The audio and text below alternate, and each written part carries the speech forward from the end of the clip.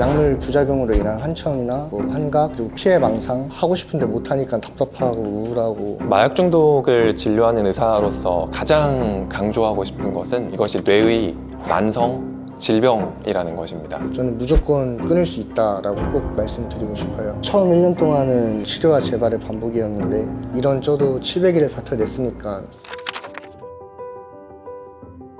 안녕하세요. 저는 마약 중독에서 회복하고 있는 25살 이동재라고 합니다. 2020년 8월 달에 이제 그 당시에 같이 일을 하고 있던 선배의 권유로 마약을 시작하게 됐습니다. 처음에는 대마초로 시작을 해서 점차 더 강한 자극을 주는 다른 여러 약물로 총 투약한 기간은 2년 정도 되고, 마약을 시작할 때는 그 한 번의 선택이 제 삶에 어떤 부정적인 영향을 가져다 줄지에 대해 경각심도 없었습니다.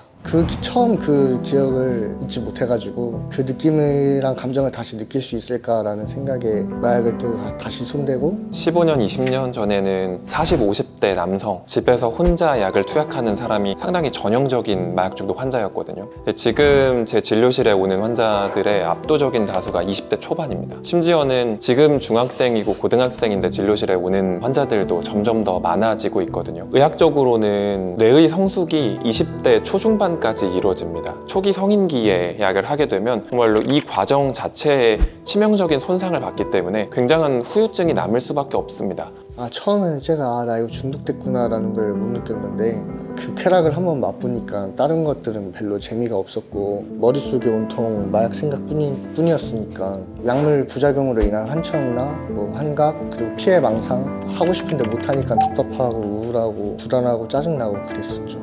왜 했을까? 약간 이런 생각도 있고, 좀 우울증, 도파민을 다 끌어서 써서 그런지 지금 3일째 연속 수면제를 안 먹으면은 계속 가위에 눌리거나 악몽을 꾸거나. 각성제 계열의 약을 했던 사람은 어느 날 갑자기 약이 안 들어오면 억제 기능이 안 되기 때문에 조그마한 일에도 굉장히 폭발적으로 화를 내고 아무 의욕이 없고 너무 무기력하고 집중도 안 되기 때문에 일상생활을 할 수가 없습니다. 그러니까 자기 힘으로 이 증상을 넘기기가 어렵기 때문에 초기 시기, 금단 증상이 있는 시기에 병원 치료를 받아야 하는 것입니다. 처음 1년 동안은 병원 입원했다가 퇴원하면은 재발하고 치료와 재발의 반복이었는데, 제가 처음 정신병원에 입원했을 때 한 달 동안 마약을 안 한 적이 처음이니까 나가면 마약 끊을 수 있겠다라고 생각을 했는데, 퇴원하고 나서 그때 당시 함께 마약을 사용했던 친구를 만나니까 다시 마약을 사용하게 됐습니다. 갑자기 어느 날 약을 끊는 것은 정말로 어렵습니다. 의지가 있다고 해서 쉬이 끊을 수 있는 것이 아니기 때문에 대개는 이 불안정한 시기를 입원 치료를 통해서, 또 입원을 하지 않으시더라도 외래를 최대한 짧은 간격으로 일주일 간격으로 오시면서 약물 치료를 상당히 적극적으로 진행하게 됩니다. 마약 중독을 진료하는 의사로서 가장 강조하고 싶은 것은 이것이 뇌의 만성 질병이라는 것입니다. 마약 중독과 가장 많이 닮아있는 질환은 당뇨병이거든요. 당뇨 환자분들이 병원에 잘 가고 약을 먹거나 인슐린 주사를 맞고 생활습관 개선을 통해서 삶의 질을 유지하듯이 마약 중독 역시도 병원에 오고 약물을 복용하고 또 마약과 관련된 생활 수칙들을 지키면서 삶의 질을 충분히 되찾아갈 수 있는 질환입니다. 드디어 이제 일주일 만에 악몽 없이 수면제 먹고 잘 잤고요. 단약을 시작한 지 26일차가 됐어요. 드디어 단약 100일이에요. 이제 정신과 약도 그냥 끊어버렸습니다. 오늘은 단약 470일인데 오늘은 이 영상을 찍기 전까지 약 생각이 한 번도 안 났던 것 같아요. 저는 지금 단약을 한 지 700일 정도 됐는데 처음 입원했을 때는 입원비랑 다 해서 240만 원이 나왔어요. 지금은 2년 동안 한 달에 한 번씩 외래를 다니고 있는데 작년부터인가 마약 치료비 지원을 받게 되어가지고 비용에 대한 부담을 좀 내려놓고 치료에 좀 더 집중할 수 있어서 단약에 도움이 되었습니다. 네, 2주 만에 뵙죠? 네. 내가 지금 끊었다, 자신 있다, 나는 잘 가고 있다 할 때가 제일 걸려 넘어지기 좋은 때다. 마약 중독은 어느 날 환자를 보낸다고 해서 뚝딱 하고 치료를 해낼 수 있는 질환이 아니라 여기에 맞는 인프라가 갖춰져 있어야 합니다. 가장 중요하게는 정신과 전문의뿐 아니라 간호사와 사회복지사, 임상심리사, 작업치료사와 같은 정신건강 전문 요원, 그리고 무엇보다도 마약 중독으로부터 회복한 회복자 상담가의 존재가 필수적인데요. 장기적인 안목으로 양질의 인력을 양성하는 것이 가장 시급한 문제가 아닌가 하고 생각합니다. 마약을 했을 때는 마약이 주는 자극밖에 모르다 보니까 주변 것들이 안 보였어요. 제가 이 치료 공동체에 입소를 해가지고 사람들과 시간을 점차 보내면서 풍경의 아름다움이나 인간관계 속에서 느낄 수 있는 감사함이나 일상의 행복들을 좀 경험하게 되면서 마약이 주는 쾌락이랑 자극보다 이게 훨씬 더 소중하고 행복한 일이구나. 저희 부모님이 제일 좋아하십니다.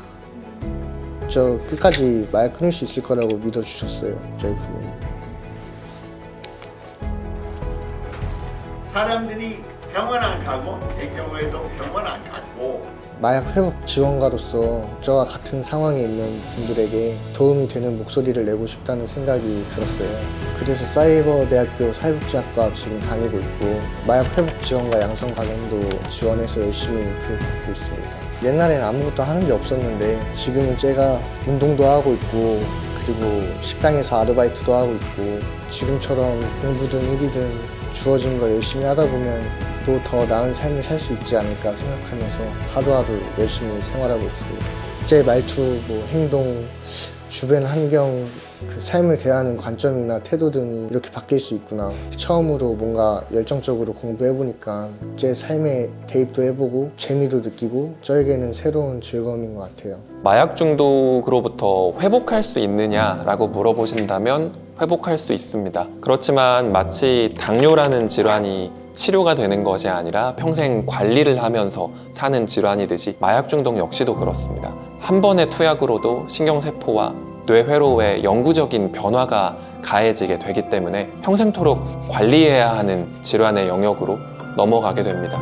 저희 그 NA 리딩 가이드에서 마약의 끝은 교도소, 정신병원 혹은 죽음이라고 얘기하는데 저와 같은 청년 아니면 청소년들이 사회로 다시 나와서 건강한 사회 구성원이 됐으면 좋겠다라는 생각을 합니다. 저는 무조건 끊을 수 있다라고 꼭 말씀드리고 싶어요. 저도 1년 동안 단약 성공과 실패를 반복하면서 정말 힘들었는데 이런 저도 700일을 버텨냈으니까 힘든 일 있으면 병원이나 가족 아니면 관련 기관이나 주변 사람에게 적극적으로 도움도 청했으면 좋겠어요.